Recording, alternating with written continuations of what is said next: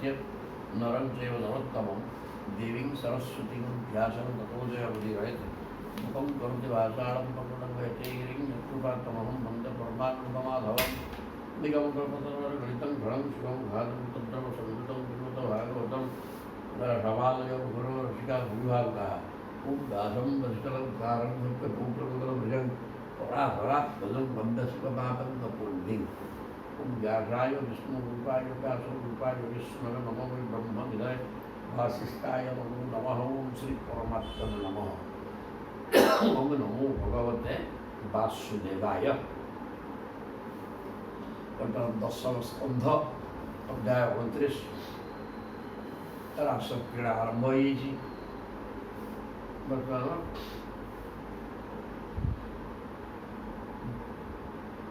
बाहु प्रसार परिरंभ कराल कोरु निविष तना लभन नर्म नखाग्रपाती खेलुआ बलोक बलोक हसितेंगे तार ब्रज सुंदरी उत्तम भयनरति पत्रेंगे रमयांचकार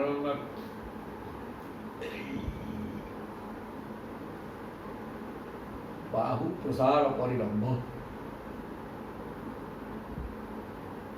हाथ प्रसारित करी परिरंभ माने आलिंगन करी से हाथ हाथ मिले बाहु प्रसार परिरंभ कराल कुरु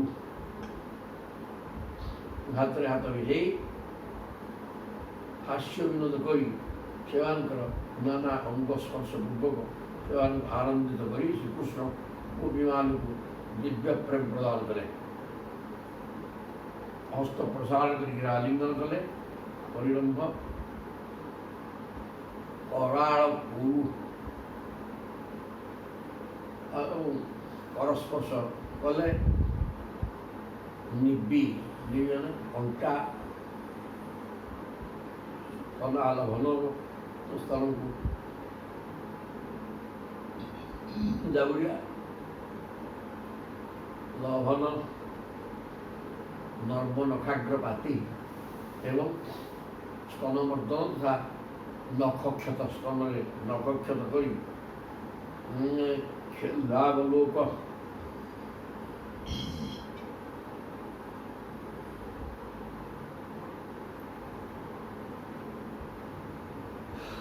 एवं भाव को अधिक सम्मान दी से सहित रासलीला करने लगे से हस हस मुख एवं चाहणी किंवा बलोक हसिती ब्रज सुंदरी उत्तम भयन अधिपति वयांच कारण से काम भाव को वर्धित करी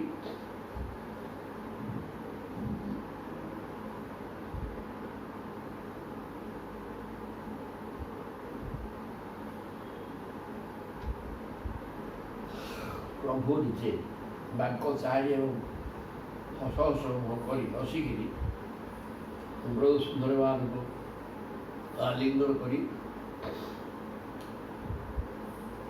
काम भाव को बढ़ई सहित क्रीड़ा आरंभ करदे एवं भगवत कृष्णात् लब्धमान महात्मन आत्मान मेजरे स्त्रीण मानिन्यो अभ्यधिकम भूमि ई प्रकार जो भगवान श्रीकृष्ण द्वारा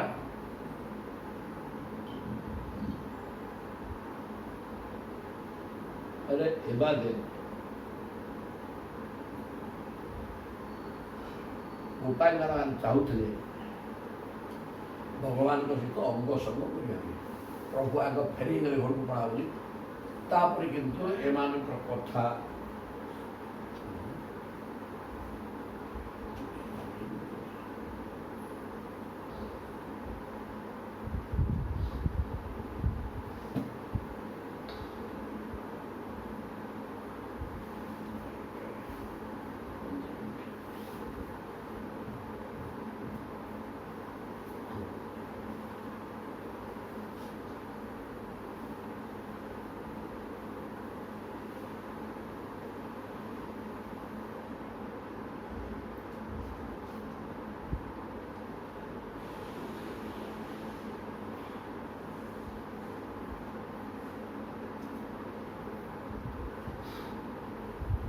ଦଶମ ସ୍କନ୍ଧ 29 ଅଧ୍ୟାୟ ଟୋଟାଲ ରାସକ୍ରୀଡ଼ା ଚାଲିଛି।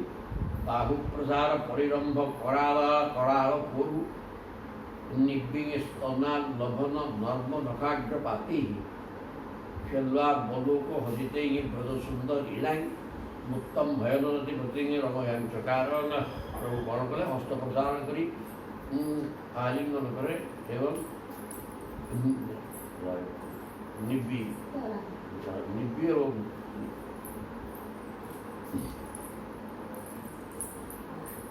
ଅଣ୍ଟା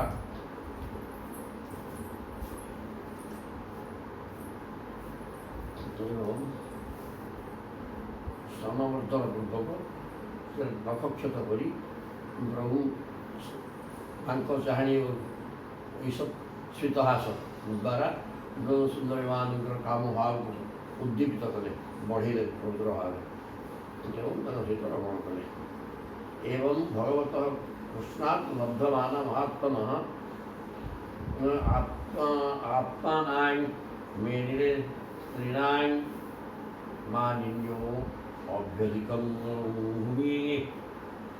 ଯେତେବେଳେ ପ୍ରଭୁଙ୍କ ଦ୍ୱାରା ଏମାନେ ସମ୍ମାନିତ ହୋଇଗଲେ, ପ୍ରଭୁ ତାଙ୍କ କଥା ମାନିକି ତାଙ୍କ ସହିତ ତାଙ୍କ ଶରୀର ତାଙ୍କ ଅଙ୍ଗ ସଙ୍ଗ କଲେ। ଏ କଥା ଦେଖିକିରି ଗୋପାଙ୍ଗନମାନଙ୍କର ମନ, ଗୋପାଙ୍ଗନମାନେ ନିଜକୁ ଅନ୍ୟ ସ୍ତ୍ରୀମାନଙ୍କ ଠାରୁ ଅଧିକ ମାନେ ଅନ୍ୟମାନେ ଏ ପ୍ରକାର ସୁଯୋଗ ପାଇପାରୁନାହାନ୍ତି।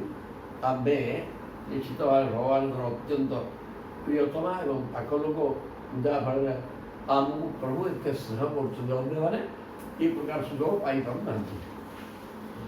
ଏ ପ୍ରକାର ମନରେ ତାଙ୍କର ଅହଙ୍କାର ପଳାଇଛନ୍ତି, ଆମେ ଆମ ଭଳିଆ ଆଉ କିଏ ନାହିଁ। ଏମିତି ହେଇଗଲା ପରେ କ'ଣ ତାସାଂ ତତ୍ ସୌଭୋଗ ମଦମ୍ ବିଚ୍ଛ ମାନଞ୍ଚ କେଶବ ପ୍ରସମାୟ ପ୍ରସାଦାୟ ତତ୍ରେବାନ୍ତରଧୀୟତ। ଯେତେବେଳେ ସେମାନଙ୍କର ମନରେ ଅହଙ୍କାର ପଳାଇଥିଲା, ସୌଭୋଗ ମଦମ୍ ଆମେ ସବୁଠାରୁ ସୁନ୍ଦରୀ, ଏବଂ ତେଣୁକରି ପ୍ରଭୁ ଆମ ସହିତ ରତି କରୁଛନ୍ତି। ଏଇ କଥା ବିକ୍ଷ ମାନଞ୍ଚ କେଶବ ଏ ପ୍ରକାର ତାଙ୍କର ଅଭିମାନ ପଳାଇ ଆସିଲା ମନରେ। ତେଣୁ ଏ କଥା ଅନୁଭବ କରିକି ଭଗବାନ କୃଷ୍ଣ ପ୍ରସମାୟ ସେ ଅହଙ୍କାରକୁ ଦୂର କରିବା ପାଇଁ ଏବଂ ସେମାନଙ୍କୁ ଖୁସି କରିବା ପାଇଁ, ଅହଙ୍କାର ଦୂର ନହେଲା ପର୍ଯ୍ୟନ୍ତ ସେମାନଙ୍କର ଭାବ ଭିନ୍ନ ପ୍ରକାର ହେଇଗଲା। ତେଣୁ ପ୍ରଭୁଙ୍କ ପାଖରେ ଯେଉଁ ସମର୍ପିତ ଭାବ ଥିଲା ସେଥିରେ ବାଧା ସୃଷ୍ଟି ହେଲା। ତେଣୁ ସେଇଟାକୁ ହଟେଇ ଦେଇ ପୁନର୍ବାର ସେମାନଙ୍କର ଭାବ ଉଦ୍ଦୀପିତ କରିବା ପାଇଁ ପ୍ରଭୁଙ୍କ ଅନ୍ତର୍ଧ୍ୟାନ ହେଇଗଲା। ଥିଲେ ପଳେଇଲେ କୁଆଡ଼େ। ଇତିଶ୍ରୀ ଭାଗବତ ମହାପୁରାଣ ପାରମହଂସ୍ୟାଂ ସଂହିତାୟାଂ ଦଶମ ସ୍କନ୍ଧେ ପୂର୍ବାର୍ଦ୍ଧେ ଭଗବतो ରାସ କ୍ରୀଡ଼ାବର୍ଣ୍ଣନଂ ନାମ ଏକୋନବିଂଶୋऽଧ୍ୟାୟः 31 ଅଧ୍ୟାୟ 29 ଅଧ୍ୟାୟ 29 ଅଧ୍ୟାୟ ହେଲେ 30 ଆଜିର 30 ଅଧ୍ୟାୟ ଶ୍ରୀକୃଷ୍ଣଙ୍କ ବିରହ ଗୋପୀମାନଙ୍କର ବ୍ୟାକୁଳତା।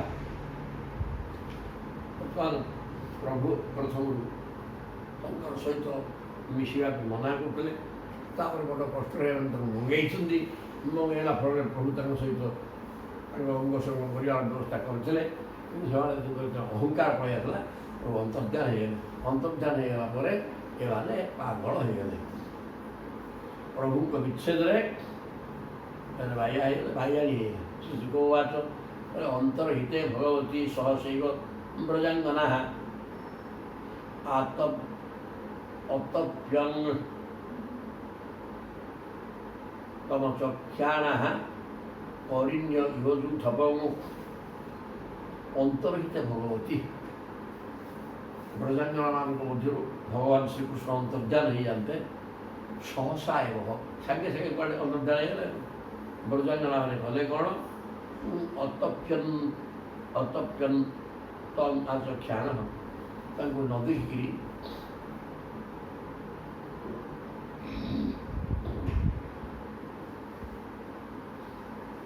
ଯୁଥପମ୍ ବିନା କରିଣ୍ୟ।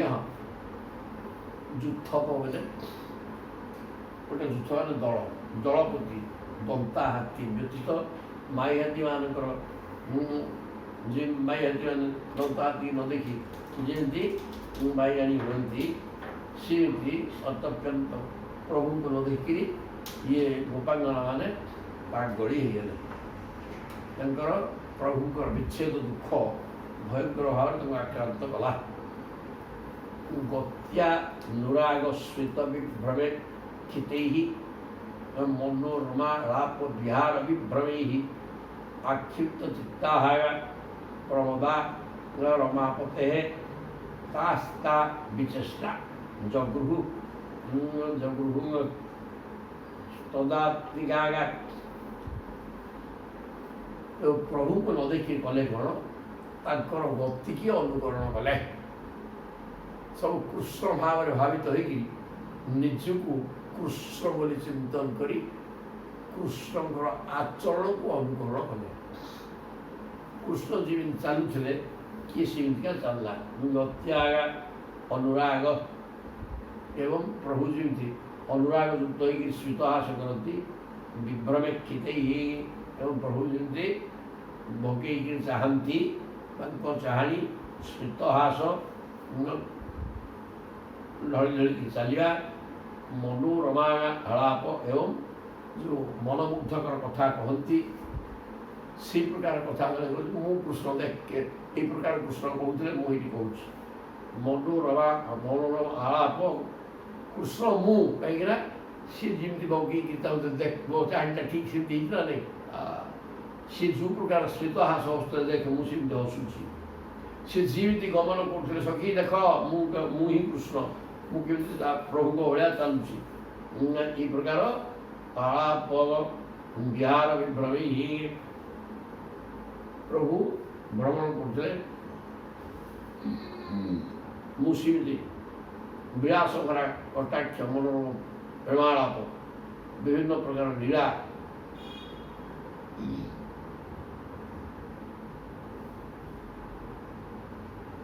ଆଖି ପ୍ରଭୁଙ୍କର ଭକ୍ତି ଅନୁରାଗ ଗୋପାଙ୍ଗନା ମାନଙ୍କ ପ୍ରତି ଆସକ୍ତି ସ୍ୱିତହାସ ବାଙ୍କ ଚାହାଣୀ ମନୋରମ କଥା ଭାଷା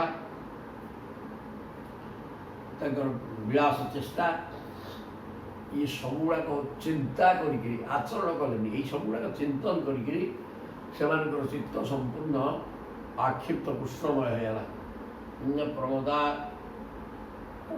ରଜାଙ୍ଗମାନେ କ'ଣ କଲେ ରମାପତେ ପ୍ରଭୁଙ୍କର ସେଇ ଚେଷ୍ଟାକୁ ଜଗୃହୁ ତଦାତ୍ମିକା ହେଲା ତ ସେଇ ଚେଷ୍ଟା ଗୁଡ଼ାକ ସ୍ମରଣ କଲେ ଏବଂ ସେ ସ୍ମରଣ କରିବା ପରେ ସେଇ ପ୍ରକାର ଆଚରଣ ମଧ୍ୟ କଲେ। ଏଇ ପ୍ରକାର ଚାଲୁଥିଲେ ଏମିତି ହସୁଥିଲେ ଏଇ ପ୍ରକାର କଥା କହୁଥିଲେ। ଏସବୁ ଜିନିଷ ଗୁଡ଼ାକ ଏମାନେ ନିଜେ କରିକିରି ମୁଁ କୃଷ୍ଣ ବୋଲି ଅନ୍ୟ ପରସ୍ପର କାହାକୁ ଇଏ ଗତି ସ୍ମୃତ ପ୍ରେକ୍ଷଣ ଭାଷଣାଦିଷୁ ପ୍ରିୟା ପ୍ରିୟସ୍ୟ ପ୍ରତିରୂଢ଼ମୂର୍ତ୍ତୟଃ ଅସାବହଂ ଆଶାବହଂ ତୀର୍ଥ୍ୟ ବଳା ତଦାତ୍ମିକା ନ୍ୟବେଦିଷୁ କୃଷ୍ଣ ବିହାର ବିଭ୍ରମଃ। ନିଜ ପ୍ରିୟତମ ଶ୍ରୀକୃଷ୍ଣଙ୍କ ପରି ଚାଲିଚଳନ ଗତି ନିଜର ପ୍ରିୟତମ ଭଗବାନ କୃଷ୍ଣଙ୍କ ଭଳିଆ ଗମନ କରିବା ତାଙ୍କ ଭଳିଆ ସ୍ୱିତହାସ କରିବା ବାଙ୍କରେ ବଙ୍କେଇକି ଚାହିଁବା ଏବଂ ମନୋହର ଅମୃତମୟ କଥା କହିବା ତାଙ୍କୁ ସବୁ ଅନୁକରଣ କଲେ। ଜଣେ କହୁଛି ମୁଁ କେମିତି ଚାଲୁଛି କୃଷ୍ଣଙ୍କ ଭଳିଆ ଚାଲୁଛି ଦେଖ ମୁଁ କେମିତି ପ୍ରଭୁ ଯେମିତି ବଙ୍କେଇକି ଚାହିଁକି ହସୁଥିଲେ ଦେଖ ମୁଁ ତାହା କରୁଛି। ଏଇ ପ୍ରକାର ସବୁ ପ୍ରଭୁଙ୍କର ଆଚରଣକୁ ନିଜେ ଆଚରଣ କରି ମୁଁ ହିଁ କୃଷ୍ଣ ଏ ପ୍ରକାର ଅନୁଭବ କଲେ। ପ୍ରିୟା ପ୍ରିୟସ୍ୟ ପ୍ରତିରୂଢ଼ମୂର୍ତ୍ତୟଃ ହାସ ପରିହାସ ଚାହାଣୀ ବୋଲି ଆଜି ପ୍ରକାଶ କରି ତାଙ୍କର ପ୍ରେମିକା ଗୋପୀମାନେ ତାଙ୍କରି ପରି ହେଇଗଲେ। ପ୍ରିୟା ପ୍ରିୟସ୍ୟ ପ୍ରତିରୂଢ଼ମୂର୍ତ୍ତୟଃ ପ୍ରିୟତମା ଗୋପାଙ୍ଗନା ମାନେ प्रियतम कृष्ण आचरण को निजे निजे करी निजे कृष्ण स्वरूप है कृष्ण भाया आचरण करी कृष्ण हवा चिंता चेष्टा कले आम कृष्ण आम ही कृष्ण अहम ब्रह्मश्री मुझे असौ अहम असौ अहम मुझे श्री कृष्ण बड़ा तदात्मिका प्रभुंकर आचरण जी प्रकार था जो प्रकार हस गति चाहणी कथा भाषा से प्रकार आचरण करके समस्ते कृष्णमय होते एवं अहम ब्रह्मस्मि मुझे कृष्ण ये प्रकार चिंतन करी गोपांगना तदात्मिका है तदर प्रभु समस्ते कहले आम मु तो कृष्ण हूँ देखो मुझे चलती दिशु कृष्ण विहार विभ्रमा परस्पर को देखे कहले देखा मु ही कृष्ण ये प्रकार चलला गायन्त्य उच्चैः अमुमेव संहता समस्त एकत्रित होकर प्रभुंकर गुणगान कर लगे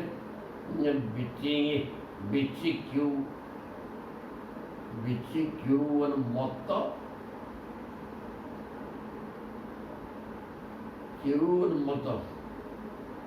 बिचिक्यु उन्मत्त कवच बनातु बनम एवं पागड़ी भाया प्रभु खोजिकी गोटे मन आ गोटे मन को बुझा लगे मु कृष्ण ए प्रकार निजे आचरण करी वन रु मन को बुझा लगे अप्रच्छु राका शबदंतरम बही भूतेषु संपम पुरुषम वनस्पति अप्रचु आकाशवत अंतरम आकाश परी समान भाव से समस्त जल चेतन पदार्थ तथा से सब बाहर भितर सब परिपूर्ण हो समग्र विश्वटा प्रभुक रूप एवं समग्र विश्व परिपूर्ण हो प्रत्येक विश्ववासी सबु जीव भितर प्रभु अच्छा बाहर भी अच्छा यही प्रकार आकाशवत अंतरम बही आकाश भीतर अच्छी बाहर अच्छी प्रभु श्री सर्वत्र विद्यमान भूतेषु सब भूत भितर बाहर सतम पुरुषम वनस्पति लोका 84 लक्ष जीवजंतु मान भितर जीवात्मा है बंचेकी रखी एवं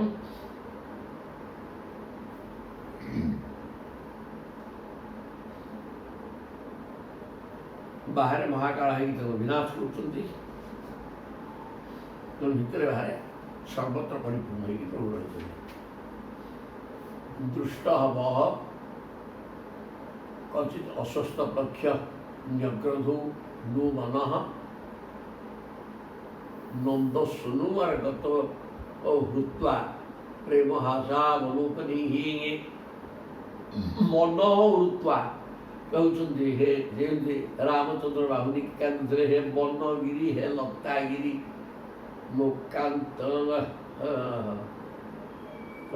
सीता काटी काटी कहते बाहुनी की सेमती एमाने उपांगना माने कृष्ण को विच्छेद रे कांदी कहते ये कचित अस्वस्थ मैंने प्रभु ही निजे अस्वस्थ वृक्ष तो तेरे आगे अस्वस्थ ठू आरम्भ कले हे अस्वस्थ वृक्ष तुम्हें तो प्रभुंकर स्वरूप अस्वस्थ हेल्ले सर्ववृक्षाणां अहम अस्वस्थ अस्वस्थ सर्ववृक्षाणां हे अस्वस्थ वृक्ष तुम्हें तो सब वृक्ष भितर श्रेष्ठ एवं प्रभु निजे आ तुम्हें देखिछ कि आम प्रभु आड़े हे प्रक्ष हे न्यग्रद सब अक्षर ना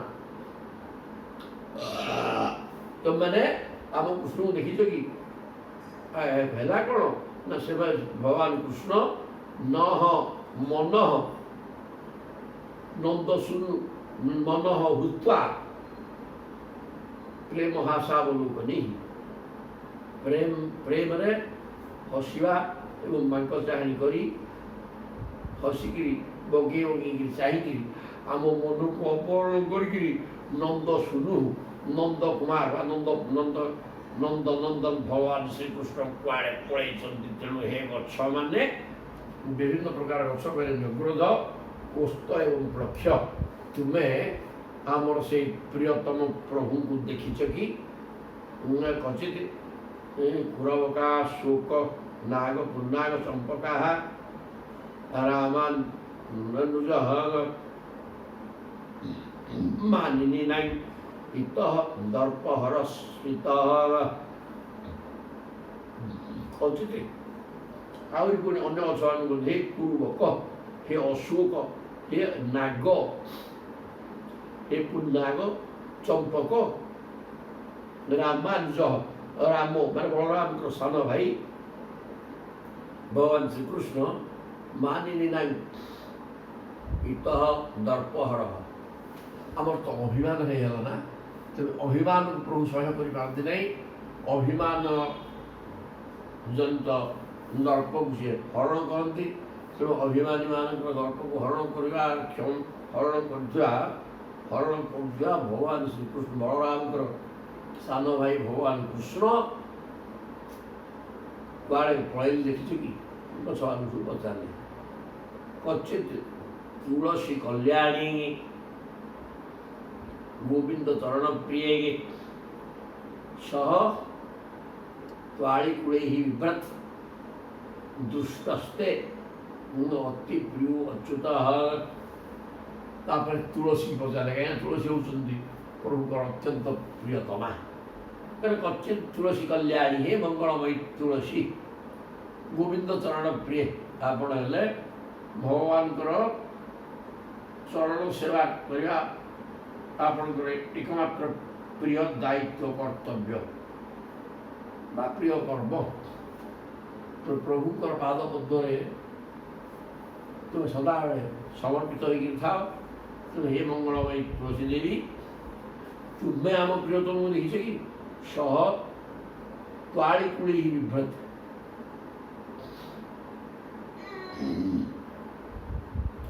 तुमको धारण करी सुगंधरे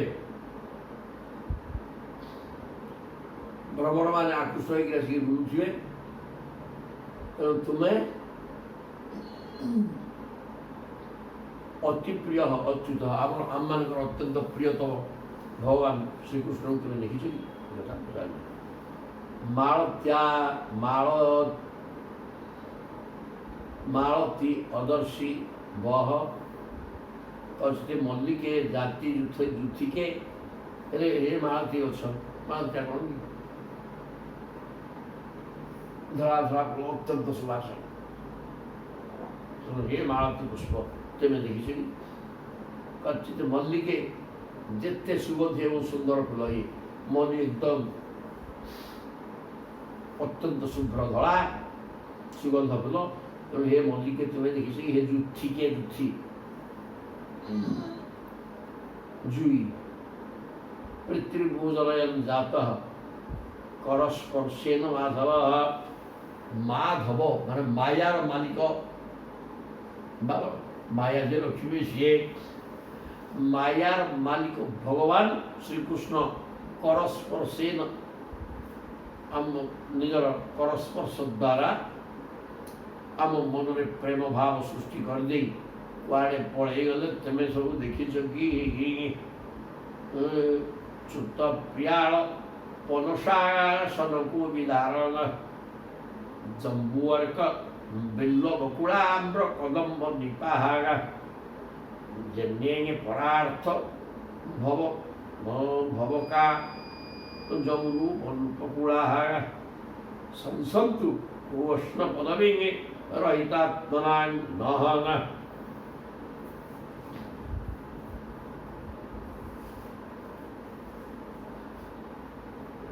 हे च्युत मैंने आम गछ हे प्रियाल हे पनस पणस गछ पनस हे असन गछ हे कुड़ीदार हे जाम्बू जामु गछ जम्बू हे बिल गछ बकुड़ गछ बौल गछ आम्र कदम्ब कदम गछ निप से कदम कदम दी प्रकार है କଦମ୍ବ ଦୀପ ହୋଇ କଦମ୍ବ ପୁଣି କଦମ୍ବ ସବୁ ଦିଆଗଲା।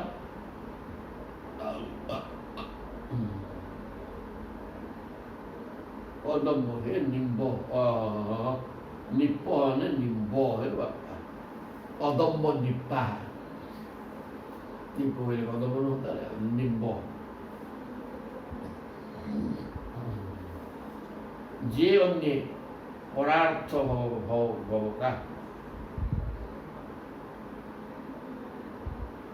ଯମୁନୋ ଉପକୂଳା ଯମୁନାର ଉପକୂଳ ଯମୁନା ତଟରେ ଥିବା ଆଉ ଅନ୍ୟାନ୍ୟ ଗଛ ଏତିକି ଗଛ ଅଛନ୍ତି ସେ କଥା ନୁହେଁ। ଏଠି ଦୁଇଟା କଥା ହେଲା ଯମୁନା ତଟରେ ଥିବା ବିଭିନ୍ନ ଗଛର ନାମ ଉଲ୍ଲେଖ କରାଗଲା ତା ସାଙ୍ଗରେ ପଚାରିବାଟା ବି ହେଲା। ଆହୁରି କହୁଛନ୍ତି ଯେତିକି ଗଛର ନାଁ କହିଲୁ ଖାଲି ସେତିକି ନୁହେଁ ଆହୁରି ଅନେକ ଗଛ ମଧ୍ୟ ଯମୁନା କୂଳରେ ଏଠି ଅଛନ୍ତି।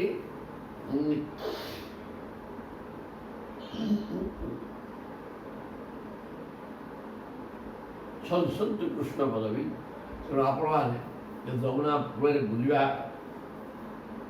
କୃଷ୍ଣଙ୍କର ସଦା ସର୍ବଦା ବୁଲୁଛି ଯମୁନା କୂଳରେ। ତେଣୁ ତୁମେ ଯମୁନା ତଟରେ ଥିବା ଗଛ ଗୁଡ଼ାକ ତୁମେ ଭଗବାନ କୃଷ୍ଣଙ୍କୁ ଦେଖିଛ କି? ରହିତାତ୍ମନାଗ୍ନ ବର୍ତ୍ତମାନ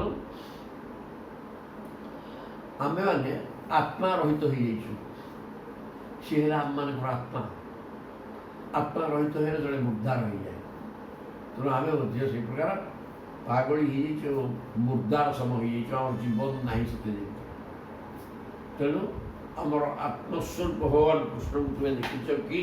ଏକଥା ପ୍ରଶ୍ନ କଲେ କେତେ କୃତଂ କ୍ଷତି ତପୋବତ କେଶବାଘ୍ରେଙ୍ଗେ ସ୍ପର୍ଶୋତ୍ସବତ୍ ପୁଲକିତାଙ୍ଗ ଉର୍ଭୈ ବିଭାସୀ ଅପ୍ୟଗ୍ନି ସମ୍ଭବ କୁରୁକ୍ରମ ବିକ୍ରମାत् ନ ବାଗା ଓହୋ ବରାହ ବପୁଷ ପରିରମ୍ଭଣେ ନଙ୍ଗ কিন্তে কৃতং ক্ষিতি তপঃ বত কেশবাঙ্গী। হে ক্ষিতি মান ধরিত্রী মা তু কি তপস্ୟା କରୁଥିଲୁ କିନା କାହିଁକି ନା ତୁମେ ବର୍ତ୍ତମାନ କେଶବାଙ୍ଗୀ ଭଗବାନ ଶ୍ରୀକୃଷ୍ଣଙ୍କର ପାଦ ପଦ୍ମକୁ ତୁମ ଶରୀରରେ ଧାରଣ କରିକି ବୁଲୁଛ। ପୃଥିବୀ ଭଗବାନ ଅବତାର ନେଇକିରି ପୃଥିବୀରେ ଚାଲିବେ ନା ନାହିଁ ଉଡ଼ିକିରି। ତେଣୁ ପ୍ରଭୁ ଚାଲି ବୁଲିକିରି ତାଙ୍କ ପାଦନ୍ୟାସ କରୁଛନ୍ତି ତୁମ ଶରୀରରେ। ତୁମ ଶରୀର ତାଙ୍କ ପାଦ ଚିହ୍ନକୁ ଧାରଣ କରି ଅତ୍ୟନ୍ତ ଶୋଭନୀୟ କମନୀୟ ଏବଂ ଶୋଭନୀୟ ହେଇଛି। ତେଣୁ ନିଶ୍ଚିତ ଭାବରେ ଆମେ କହିବୁ ଏ ପୃଥିବୀ କଠୋର ତପସ୍ୟାରତ ହେଲା। କିଛି କଠୋର ତପସ୍ୟା କରିଛନ୍ତି ଯାହାଫଳରେ ଭଗବାନଙ୍କ ଚରଣାରବିନ୍ଦ ଭଗବାନଙ୍କର ପାଦ ପଦ୍ମ ଚିହ୍ନକୁ ଧାରଣ କରି ବୁଲୁଛନ୍ତି।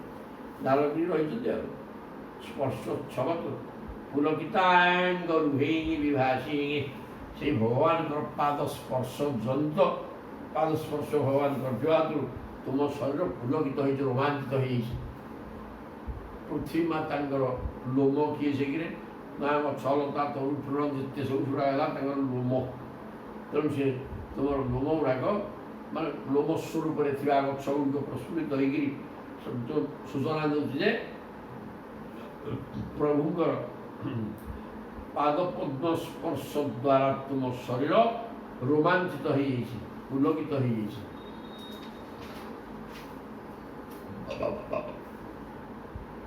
ଅପ୍ୟଗ୍ନି ସମ୍ଭବ ଉରୁକ୍ରମ ବିକ୍ରମାତ୍ ବା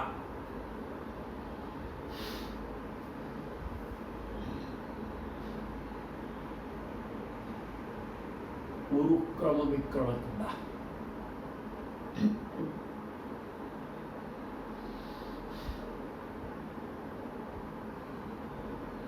ଅଥବା ଉରୁକ୍ରମ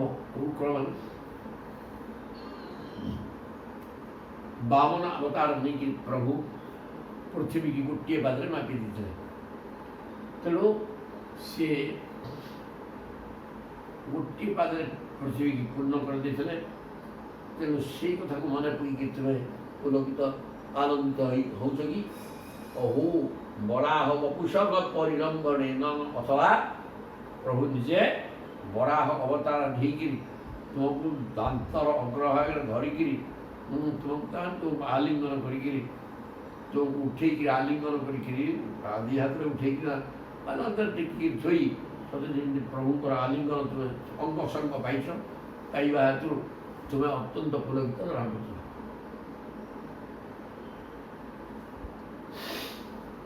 ତାପରେ କହିଲେ ଅପି ଏଣ ପତ୍ରିପଗତ ପ୍ରିୟ ଇହ ଗାତ୍ରୀ ତନ୍ଦୃଢାଂ ସଖୀ ସୁନୁର ବୃତ୍ତିମନ୍ନୁତୁବ କାନ୍ତାଙ୍ଗ ସଙ୍ଗ କୁଚ କୁଙ୍କୁମ ରଞ୍ଜିତାୟାଗା କୁନ୍ଦସ୍ରଜ କୁଳପତେ ରିହବାତି ଗନ୍ଧ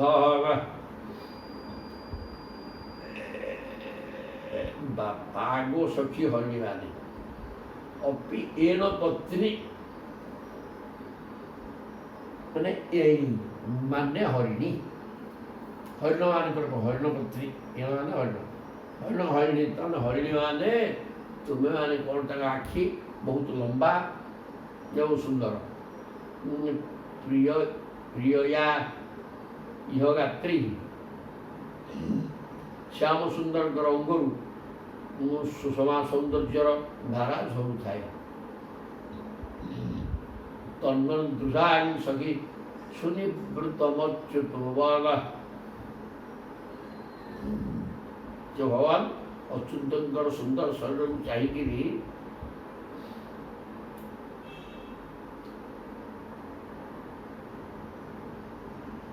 ସେ ତାଙ୍କର ପ୍ରାଣ ପ୍ରିୟା ସହିତ ତୁମମାନଙ୍କ ନେତ୍ରକୁ ପରମାନନ୍ଦ ଦାନ କରିକିରି ଏ ବାଟରେ ଚାଲି ଯାଇଛନ୍ତି କି? ସେ ଏକୁଟିଆ ଯାଇନଥିବେ, ଜଣେ କିଏ ତାଙ୍କର ଅତ୍ୟନ୍ତ ପ୍ରିୟତମା ଥିବ ତାକୁ ସାଙ୍ଗରେ ନେଇକି ବୋଧେ ପଳେଇଲା ଆମକୁ ଛାଡ଼ିଦେଇକି ଆଉ। ତେଣୁ କରିକି ନିଜର ପ୍ରିୟତମା ସହିତ ଭଗବାନ ଶ୍ରୀକୃଷ୍ଣ ଯାଉଥିବା ଅବସ୍ଥାରେ ତୁମ ନେତ୍ରକୁ ପବିତ୍ର କରିଦେଇଛ, ନେତ୍ରକୁ ପରମାନନ୍ଦ ଦାନ କରି ଏ ବାଟେ ଯାଇଥିବାର ଦେଖିଲ କି? କାନ୍ତାଙ୍କ ସଙ୍ଗ କୋଚ କୁଙ୍କୁମ ରଞ୍ଜିତାୟାଗା, କାନ୍ତାର ଅଙ୍ଗ ସଙ୍ଗ ଜନିତ ଯେଉଁ ତାର କୋଚ ମାନେ ବକ୍ଷସ୍ଥଳରେ ଲାଗିଥିବା କୁଙ୍କୁମ ପ୍ରଭୁ ଆଲିଙ୍ଗନ କରିଦେବା ହେତୁରୁ ବକ୍ଷସ୍ଥଳର କୁଙ୍କୁମ ତାଙ୍କ ବକ୍ଷରେ ଲାଗିଯାଇଛି। ଏହି ପ୍ରକାର ଅବସ୍ଥାରେ ସେ ସଖୀ ପିଲାକୁ ହାତରେ ଧରି ଚାଲିକିରି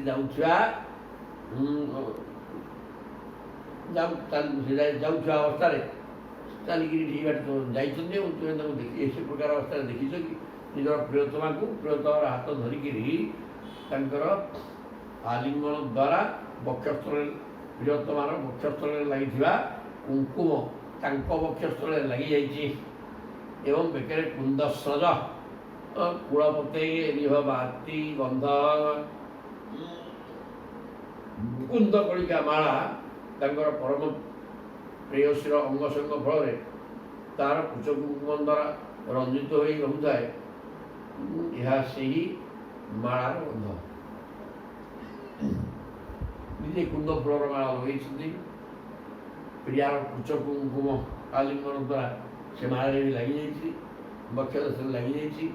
ଏ ପ୍ରକାର ଅବସ୍ଥାରେ ପ୍ରିୟତମାନ ହାତ ଧରିକିରି ଏ ବାଟେ ଯାଉଥିବାର ହେ ଏଣୀ ମାନେ ହରିଣ ପତ୍ନୀ ତୁମେ ଆମର ପ୍ରଭୁ ଭଗବାନ ଶ୍ରୀକୃଷ୍ଣଙ୍କୁ ଦେଖିଲ କି?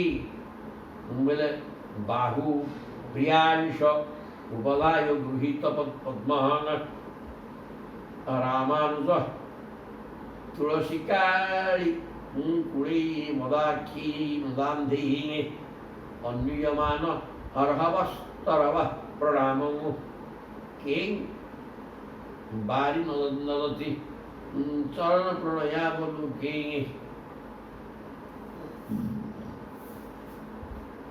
ବୋଲେ ବାହୁ ପ୍ରିୟାଂଶ ଉପଧାୟ ଗୃହୀତ ପଦ୍ମ, ଗୋଟିଏ ବାହୁ ପ୍ରିୟାର ପ୍ରିୟତମାର କାନ୍ଧରେ ରଖିଛନ୍ତି। ବାଁ ହାତଟିକି ବାବାଟି ହେଲା ସ୍ତ୍ରୀଟା, ନାଇଁ ସ୍ତ୍ରୀଟା ବାଁ ପଟେ ରହିଛି, ବାମ ହାତ ସ୍ତ୍ରୀ କାନ୍ଧରେ ପକେଇଛନ୍ତି ଏବଂ ଅନ୍ୟ ହାତରେ ପଦ୍ମକୁ ଉଲେଇ ଉଲେଇ ଗୃହୀତ ପଦ୍ମ ରାମାନୁଜ ରାମଙ୍କର ସାନ ଭାଇ ଭଗବାନ କୃଷ୍ଣ ବଳରାମଙ୍କ ସାନ ଭାଇ କୃଷ୍ଣ ତୁଳସୀ କାଳି କୁଳେଇ ମଦାନ୍ଧେଇ ତୁଳସୀ ମାଳା ପରିଧାନ କରିଛନ୍ତି।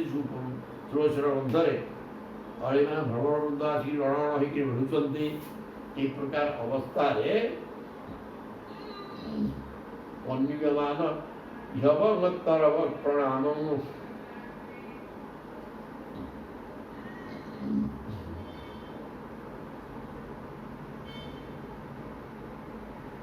ସୁଗନ୍ଧ ଭଗବାନ ଭଗବତ ହେଇକି ବୁଲୁଛନ୍ତି। ସେ ଗୋଟିଏ ହାତରେ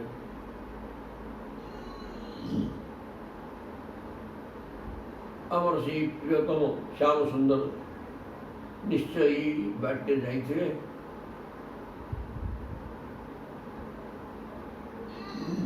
ଯାହା ଜଣାପଡ଼ୁଛି ତୁମେ ତାଙ୍କୁ ପ୍ରଣାମ କରିବାକୁ ଏପରି ନଈ ବୁଝ।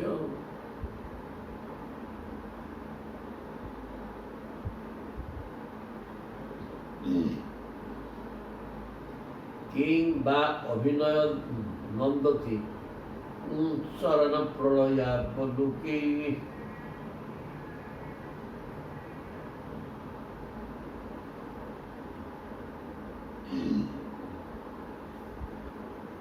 ନା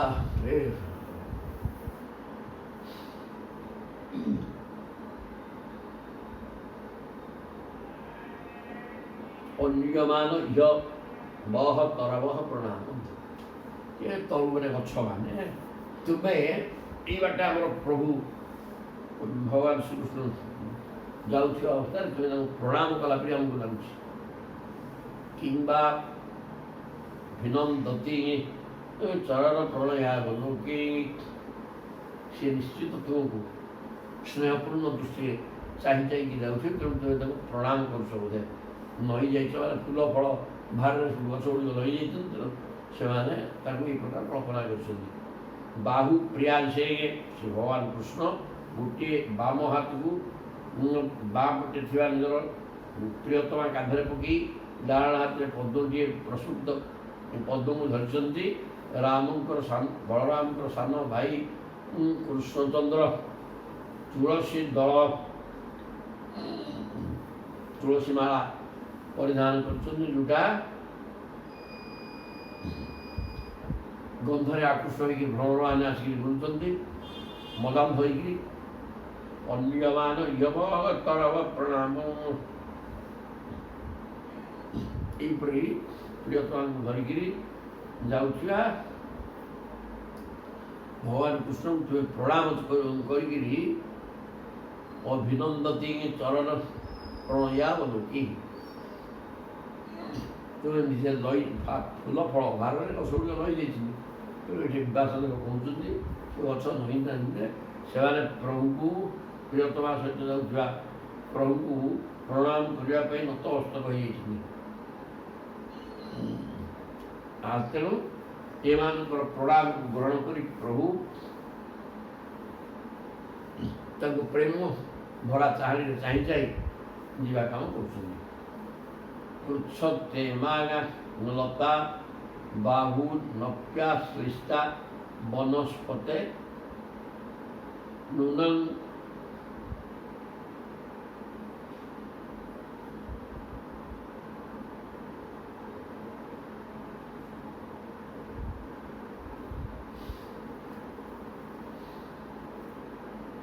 ଉଚ୍ଛତେମା ଲତା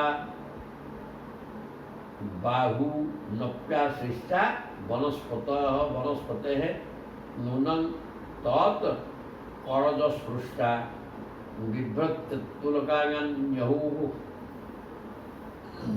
तापर देखिले गछ दिहर लता माछी वनस्पते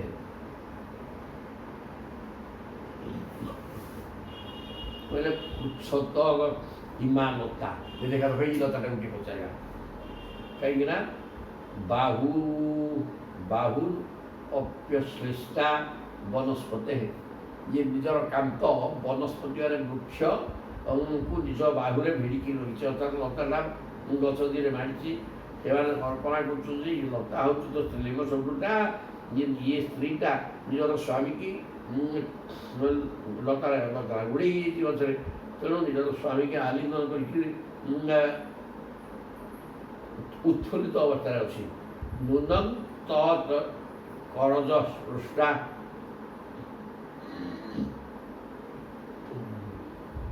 ଆଲିଙ୍ଗନ ଅବସ୍ଥାରେ ପଛୁକୁ ଆଲିଙ୍ଗନ କରି ରହିଥିବା ଅବସ୍ଥାରେ ପ୍ରଭୁ ତା ଦେହରେ ଫୁଲ ଫୁଟିଛି ତ, ତେଣୁ ପ୍ରଭୁ ବୋଧେ ସେଥିରୁ ଫୁଲ ତୋଳିଛନ୍ତି, ଯାହାଫଳରେ ତାଙ୍କର କରଜ ମାନେ ନଖ କ୍ଷତ ପାଇକିରି ସେ ଆହୁରି ଆନନ୍ଦିତ ହେଇଛି ଲତାଟା। ବିଭ୍ରତ ପୁଲକାଗାନି ଅହୁ ନୂନଂ ତତ୍ କରଜ ସ୍ପୃଷ୍ଟା, ପ୍ରଭୁଙ୍କର କରଜ କ୍ଷତ ନଖ କ୍ଷତକୁ ପାଇଛି, ଯାହାଫଳରେ ନଖ କ୍ଷତ ମାନେ କ'ଣ, କାରଣ ସୁଗନ୍ଧ ଫୁଲ ଥିଲା, ଆଉ ପ୍ରଭୁ ତାକୁ ପତ୍ନୀ ସହିତ ଯାଉଛନ୍ତି, ତେଣୁ ହାତରେ ନଖରେ କ୍ଷତ କରିକିରି ସେ ଫୁଲକୁ ତୋଳିକିରି ନିଜ ମୁଣ୍ଡରେ ଖୁସୁଛନ୍ତି ବା ପତ୍ନୀଙ୍କ ମୁଣ୍ଡରେ ଖୁସୁଛନ୍ତି, ତେଣୁ ଏହାଟି ସେ ଯାଇଥିବେ।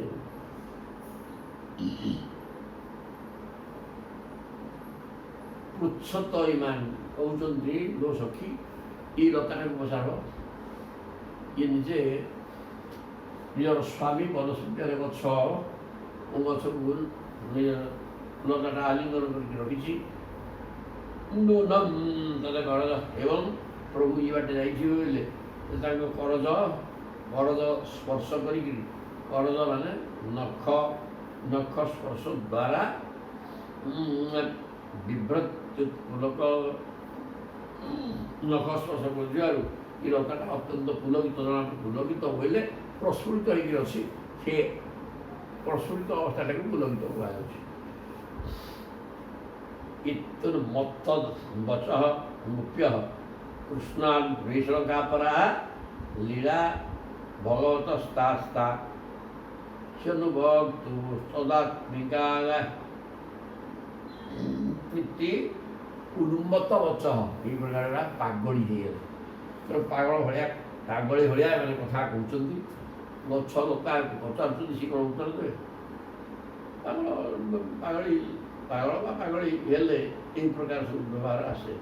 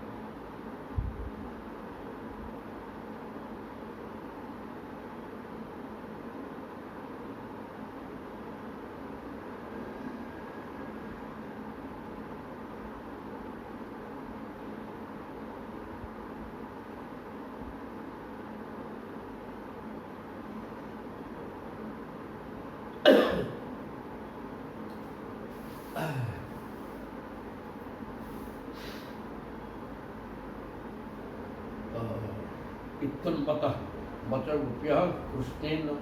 କୃଷ୍ଣାନ୍ୱେଷଣ କାତରା, ଭଗବାନ କୃଷ୍ଣକୁ ଅନ୍ୱେଷଣ କରି ଖୋଜି ଖୋଜିକିରି ବୁଲୁଛନ୍ତି, କିନ୍ତୁ ପାଉନାହାନ୍ତି, ତେଣୁ କାତର ହୋଇଯାଇଛନ୍ତି, ଛାନିଆ ହେଇଯାଇଛନ୍ତି।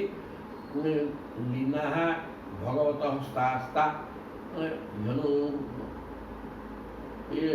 ଚକ୍ରୁ ତଦାତ୍ମିକା, ତେଣୁ ଭଗବାନଙ୍କ ଆଚରଣକୁ ନିଜେ ନିଜେ ଅନୁକରଣ କରି ତାଙ୍କୁ ଖୋଜିକିରି ବୁଲି କାତର ହେଇଯାଇଛି, ତେଣୁ ବିକଳ ଅବସ୍ଥାରେ ଖୋଜିକିରି ବୁଲୁଛନ୍ତି ପାଗଳି ଭଳିଆ।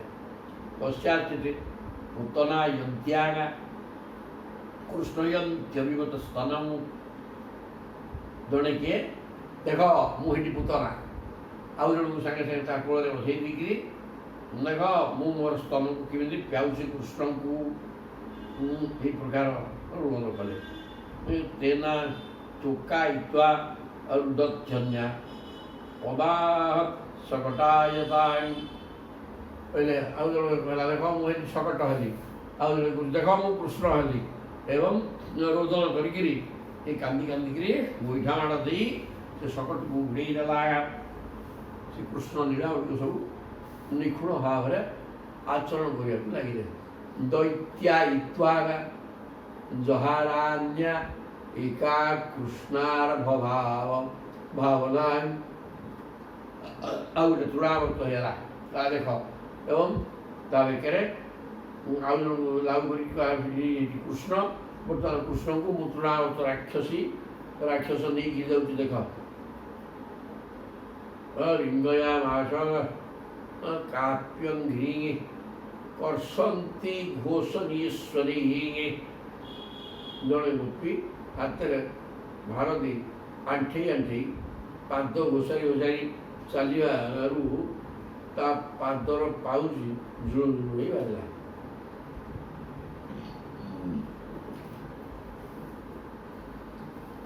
ଲିଙ୍ଗାୟ ମାସ କାପ୍ୟଙ୍ଘ୍ରି କର୍ଷନ୍ତି ଘୋଷଣୀଶ୍ୱରୀ।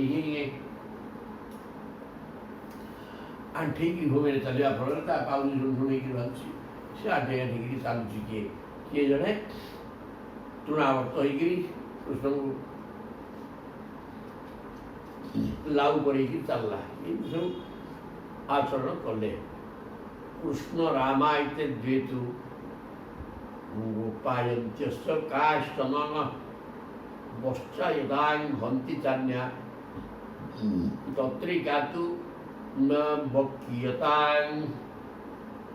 କୃଷ୍ଣ ରାମାୟତେ ଦ୍ୱେତୁ, କେହି ଜଣେ କୃଷ୍ଣ ହେଲା ତ ଆଉ କିଏ ଜଣେ ରାମ ବଳରାମ ହେଲା, ଅନ୍ୟ କେତେକ ଗୋପୀ ଗୋପାଳମାନଙ୍କ ରୂପ ଧରିଲେ।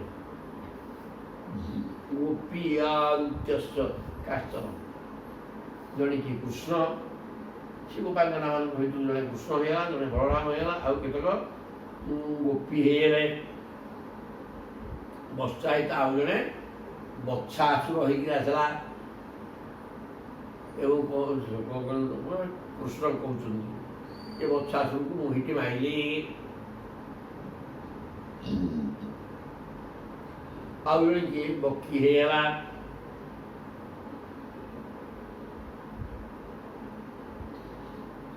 ବକାସୁର ବତ୍ସାସୁରକୁ ମାରିଲେ।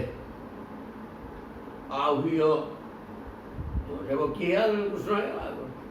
ଆହୁୟ ଦୁରଗାଗା ଯଦବତ କୃଷ୍ଣଂ ସ୍ୱାଂ ଅନୁକୁର୍ବତାଂ ବେଣୁଂ ପଣନ୍ତିଂ କ୍ରୀଡ଼ନ୍ତିଂ ଅନ୍ୟାଃ ସଂସନ୍ତି ସାଧ୍ୱିତିଂ। ଶ୍ରୀକୃଷ୍ଣ ଯେପରି ବନରେ ଗାଈ ଚରାଉଥିଲେ ତାହା ଅନୁକରଣ କରି ଜଣେ ଗୋପୀ ବଂଶୀ ବଜେଇ ବଜେଇକିରି ଦୂରକୁ ଚାଲି ଯାଇଥିବା ଗାଈ ଗୋରୁଙ୍କୁ ପାଖକୁ ଡାକିବାର ଅଭିନୟ କଲା। ଜଣେ କୃଷ୍ଣ ହେଇକିରି ଆହୁୟ ଦୂରଗାମୀ ଯଦବତ, ଭଗବାନ ଯେମିତି ଦୂରକୁ ପଳେଇ ଯାଇଥିବା ଗାଈମାନଙ୍କୁ ବଂଶୀ ବଜେଇକିରି ଆହ୍ୱାନ କରନ୍ତି, ସେମିତି କୌଣସି ଗୋପୀ ମୁଁ ହେଉଛି କୃଷ୍ଣ ବଂଶୀ ବଜେଇକି ଗାଈକି ଡାକୁଛି। ବେଣୁ ପଣନ୍ତିଂ କ୍ରୀଡ଼ନ୍ତିଂ ଅନ୍ୟାଃ ସଂସନ୍ତି ସାଧ୍ୱିତି। ଗାଈମାନଙ୍କୁ ଡାକୁଛି ବୋଲି କହି ବଂଶୀ ବଜେଇଲା ଏବଂ ଅନ୍ୟମାନଙ୍କୁ ସାଧୁ ସାଧୁ ବୋଲି କହିଲେ। କସ୍ୟାଦିତି ସୁଭୁଜଗୁଞ୍ଜସ୍ୟ ଚଳନ୍ତ୍ୟାଃ ପରା ନନୁ କୃଷ୍ଣୋହଂ ପଶ୍ୟତ ଗତିଂ ଲଳିତାଙ୍ଗୀତି ତନ୍ମନଃ। ଜଣେ ଗୋପୀ ନିଜ କୃଷ୍ଣ ଭାବି ଅନ୍ୟ ଜଣେ ସଖାର ବେକରେ ହାତ ପକାଇ ଝୁଲି ଝୁଲି ଚାଲିଲା ଓ ଅନ୍ୟମାନଙ୍କୁ କହିଲା ଆଗୋ ସଖୀ ମୁଁ ଶ୍ରୀକୃଷ୍ଣ ତୁମେ ମୋର ସୁନ୍ଦର ଚାଲି ଦେଖ ସୁଭୁଜନ୍ୟସ୍ୟ ତଳନ୍ତ୍ୟା ହାପରାନ୍ମନୁ ଗୋଟେ ସଖୀ ସଖୀ ଦେଖ ଅନ୍ୟ ସଖୀ ପିଲା କାନ୍ଧରେ ହାତ ପକାଇ ଦେଖ ମୁଁ କୃଷ୍ଣ ନିଜର ସଖାକୁ ନେଇକି କେମିତି ଚାଲୁଛି ଦେଖ କୃଷ୍ଣ ହୋମ ପଶ୍ୟତ ଗତି କୃଷ୍ଣ ଯେମିତି ଚାଲୁଥିଲେ ମୁଁ ବର୍ତ୍ତମାନ ସେମିତିକା ଚାଲୁଛି ମୋର ସାଙ୍ଗ କାନ୍ଧରେ ହାତ ପକେଇକିରି ଲଳିତା ମିତି ତ ହନମନାଗା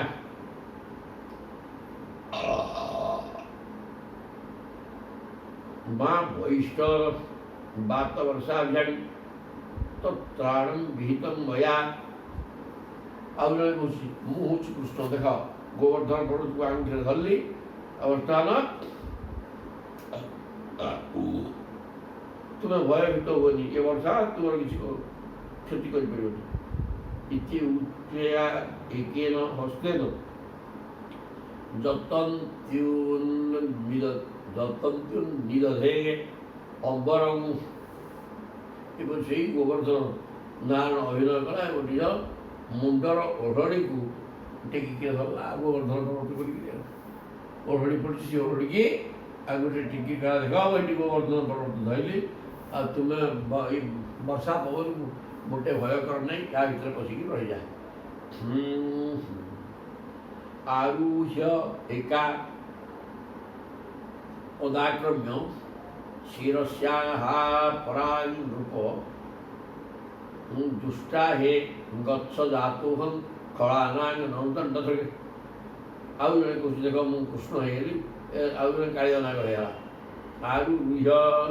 ରୁହ୍ୟ ଏକା ଏକ ପଦା ଆକ୍ରମ୍ୟ ଗୋଟେ କାଳିଆ ନାଗ ହେଇଗଲା ତା ଗୋଟେ ପାଦରେ ତା ମୁଣ୍ଡରେ ଗୋଟେ ପାଦ ରଖିଦେଇକି ଜଣେ କହୁଛି ଦେଖ ଏଇଟା କାଳିଆ ନାଗ ଆଉ ମୁଁ ଏଠି ତା ଉପରେ ଠିଆ ହେଇକି ନାଟ କରୁଛି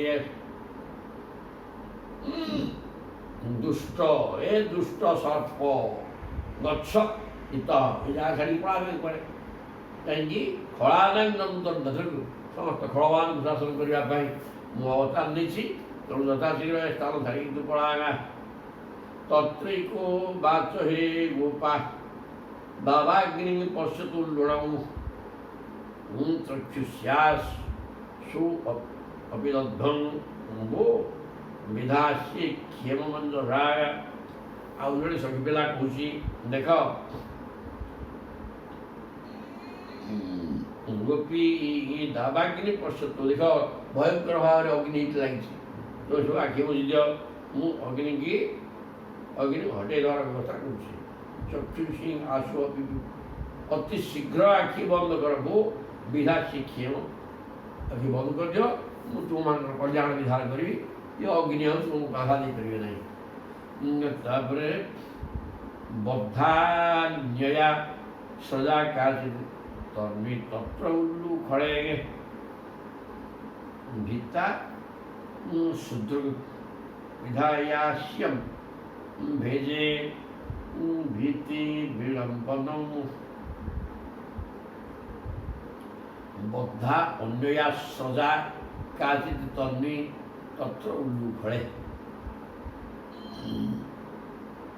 ଜଣେ ଗୋପୀ ହେଇଗଲା ଯଶୋଦା ଆଉ ଜଣେ ଗୋପୀ ହେଇଗଲା କୃଷ୍ଣ ଯଶୋଦା ଫୁଲମାଳରେ ଶ୍ରୀକୃଷ୍ଣ ମିଛ ଉଲ୍ଲୁଖରେ ବାନ୍ଧିଲା ଜଣେ ଯଶୋଦା ହେଇଗଲା ଆଉ ଜଣେ କୃଷ୍ଣ ହେଇଗଲା ଯଶୋଦା ହେଇଥିବା ଗୋପୀ କୃଷ୍ଣଙ୍କୁ ଫୁଲମାଳରେ ବାନ୍ଧିଦେଲା ମିଶିମିଶିକା ବାନ୍ଧିକିରି ନେଇକିରି ଉଲ୍ଲୁଖଳରେ ବାନ୍ଧିଦେବ ବୋଲି କହିଲା ମିଶିମିଶିକା ଉଲ୍ଲୁଖଳ ବାନ୍ଧିକିରି ଭିତା ସୋଦୃଗ ପିଧାୟାସ୍ୟ ଭେଜେ ଭୀତି ବିଳମ୍ବନଂ ଶ୍ରୀକୃଷ୍ଣ ହୋଇଥିବା ସୁନ୍ଦରୀ ଗୋପୀଟିଏ ହାତରେ ନିଜ ମୁହଁ ଘୋଡ଼ାଇ ଭୟଭୀତ ହେଇକିରି ଭୟଭୀତ ହେବାର ଅଭିନୟ କଲା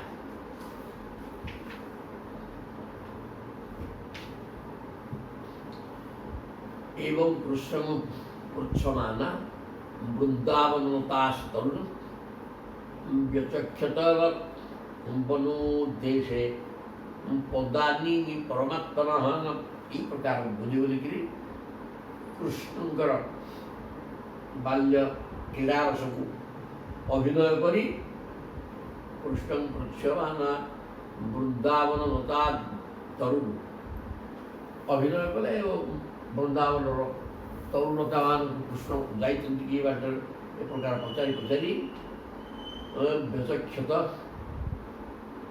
ବନ ଦେଶେ ପଦାନି ପରମାତ୍ମନଃ ଦେଖିଲେ ଯେ ତାର ଭଗବାନଙ୍କର ପାଦ ଚିହ୍ନ ପଡ଼ିଛି। ତାଙ୍କର ପାଦ ଚିହ୍ନ ସ୍ୱତନ୍ତ୍ର, ତା ଦେହରେ ପଦ୍ମ ଅଙ୍କୁଶ ବଜ୍ର ଏସବୁ ଅସ୍ତ୍ରର ଚିହ୍ନ ଥାଏ।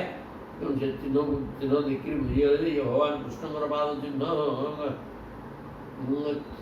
ପଦାନି ବ୍ୟକ୍ତବେତାନି ନନ୍ଦସୂନୋ ମହାତ୍ମନଃ ଲକ୍ଷ୍ୟନ୍ତେ ହି ଧୋଦାମ୍ଭୁଜ ବଜ୍ରାଙ୍କୁଶମବାଜିଃ। ଏଇଟା ଭଗବାନ ନନ୍ଦନନ୍ଦନ ଭଗବାନ ଶ୍ରୀକୃଷ୍ଣ ମହାପୁରୁଷ ନନ୍ଦନନ୍ଦନ ମହାପୁରୁଷ ଭଗବାନ ଶ୍ରୀକୃଷ୍ଣଚନ୍ଦ୍ରଙ୍କର ପାଦ ପଦ୍ମର ଚିହ୍ନ କାହିଁକି ନାହିଁ? ଚିହ୍ନରେ ଧ୍ୱଜ ଅଛି ମାନେ ପତାକା, ଅମ୍ଭୁଜ ମାନେ ପଦ୍ମ, ବଜ୍ର ଅଙ୍କୁଶ ଜବ ପ୍ରଭୃତି ଶୁଭ ସଂକେତ ରହିଛି। ଏ ପାଦରେ ଚିହ୍ନ ରହିଛି। ସେ ଚିହ୍ନ ଗୁଡ଼ାକ ଭୂମିରେ ପଡ଼ିଛି ବର୍ତ୍ତମାନ ପ୍ରଭୁଙ୍କର ପାଦ ପଦ୍ମର ଚିହ୍ନ। ତେଣୁ ଇଏ ନିଶ୍ଚିତ ନନ୍ଦନନ୍ଦନ ମହାପୁରୁଷ ଭଗବାନ ଶ୍ରୀକୃଷ୍ଣଙ୍କର ପାଦ ପଦ୍ମ। ସେ କଥା ବ୍ୟକ୍ତମ ସ୍ପଷ୍ଟ ହେଇଯାଉଛି। ତହି ତହି ପଦେହି ତତ୍ପଦବୀ ଅନ୍ୱିଚ୍ଛନ୍ତି ବ୍ରତୁ ଅବଳାଃ ବଦ୍ଧ୍ୱା ପଦେହି ସୁକୃତାନି ବିଲୋକ୍ୟାର୍ତ୍ତା ସମବ୍ରୁବାଙ୍ଗନେ। এই প্রকার পাদ চিহ্নକୁ দেখি দেখি ଗୋପାଙ୍ଗନା ମାନେ ଆଗେଇ ଚାଲିଲେ। ଅଗ୍ରତଃ ଅବଳାଃ ଆଗକୁ ଆଗକୁ ମାଡ଼ି ଚାଲିଲେ। ଯାଇକିରି ବଦ୍ଧ୍ୱା ପଦେହି ସୁକୃତାନି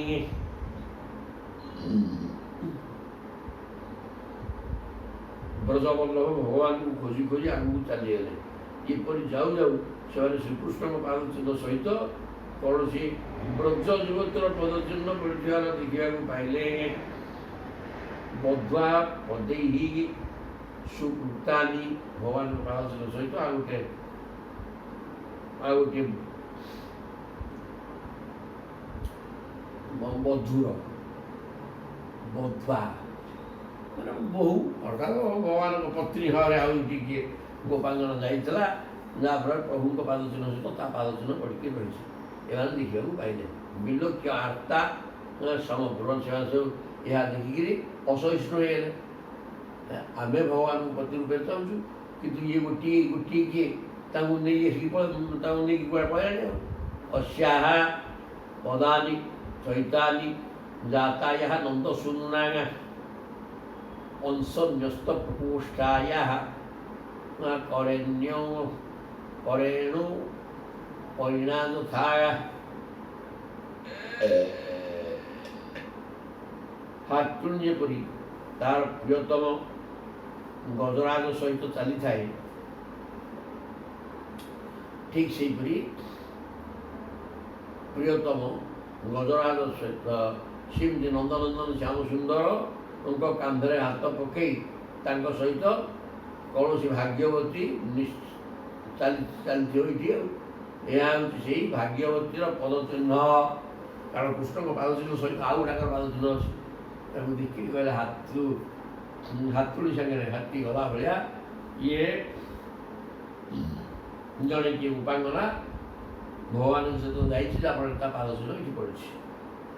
ତେଣୁ ଅନୟା ଆରାଧିତୁ ନୂନମ୍ ଭଗବାନ ହରିଶ୍ୱର ରାଧ୍ୟତେ ଇତି ରାଧା। ଆରାଧିତ କହିଲେ ଭଗବାନଙ୍କ ଦ୍ୱାରା ଆରାଧନା କରାଯାଇଥିବା, ଭଗବାନ ଯାହାକୁ ଆରାଧନା କରନ୍ତି ସିଏ ରାଧା।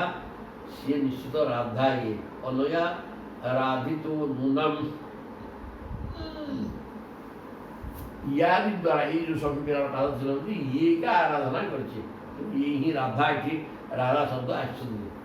ଅନୟା ରାଧିତୁ ନୂନମ୍ ଭଗବାନ ହରିଶ୍ୱର भगवान श्रीहरि ईश्वर ये गोपांगना द्वारा आराधना विषय होती जन्मु विहाय गोविंद जहाँफल भगवान श्रीकृष्ण आम मान सब छाड़ी देकर प्रीत जाए अनयत रहा अत्यंत खुशी फल सीता को भक्ति प्रेम आराधना करी तेणु खुशी होकर आम मान छाड़ी ता सहित प्रभु चली आइछन्ति निर्जन स्थान को धन्या अहो अमी आल्यो गोविंदाय गिर अभिषेक करेण वह जान ब्रह्मेश और रमा देवी दधुर मूर्ध्यंग नृत्य धन्या हो अमी आल्य ये आड़ी मैंने सखी पिलाटी भारी धन्य है कहीं गोविंदाय घ्री अब्जरेण वह भगवान पाद पद्म धूली को जान ब्रह्मणु रमा देवी ब्रह्मा ईश्वर माने शिवशंकर माँ लक्ष्मी जो भगवान पाद को पाइबापी नदी मुंडे धारण करती पाप विनाश हवापाई से सखी पिला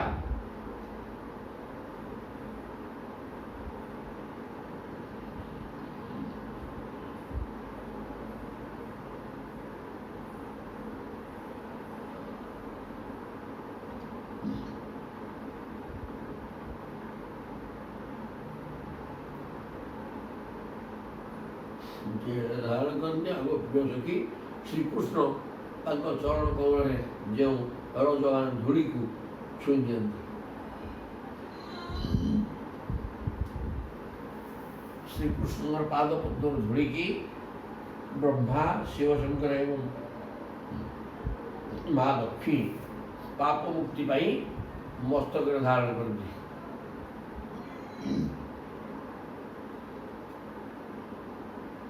ये सखी मैंने धन्य हो जाइए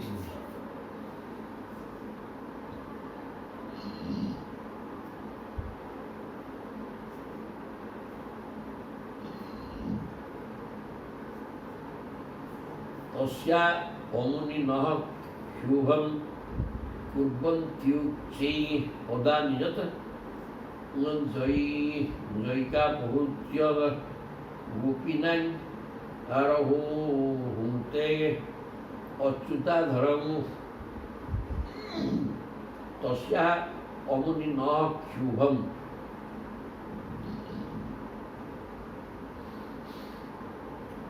कहले आगो सखी कि जहाँ है ये जो सखी आम सर्वस्व श्रीकृष्ण एकांत को डाकी नहीं एकाकी तंकर अधर सुधा पान कर तार ये पाद चिन्ह देखी आम हृदय भीतरटा मंथी कारण ईर्षा होकुटिया जो सखीटी बर्तमान प्रभु को डाकी नहीं एकांत अधर को पान कर देखिक आम हृदय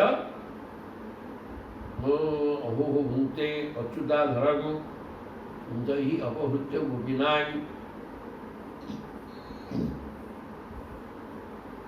गोटे गोपी सी राधिका डाकी नहीं कृष्ण अधर पान निर्णय कर तेणु प्रति आम ईर्षा हो न लक्ष्यन्ते पदा नत्र तस्यानूनं तृणाङ्कुरैः खिद्यत सुधापाङ्घ्रि तला मुन्निन्ये प्रेयसी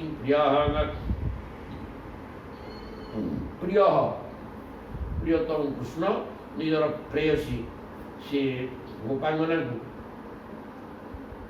गोपांगना चल चल कि बोधे हालिया होगा तब कांधे बसिक नहीं खिद्यत सुधापाङ्घ्रि तला मुन्निन्ये तो पाद पीड़ा कथा सी कह कांधे बसैक नहीं तेणु आउ बर्तमान से सखी पिलार पाद चिन्ह पड़नी केवल कृष्णकर पाद चिन्ह पड़ी अच्छे इमान अधिकम ये प्रकार कहले ବର୍ତ୍ତମାନ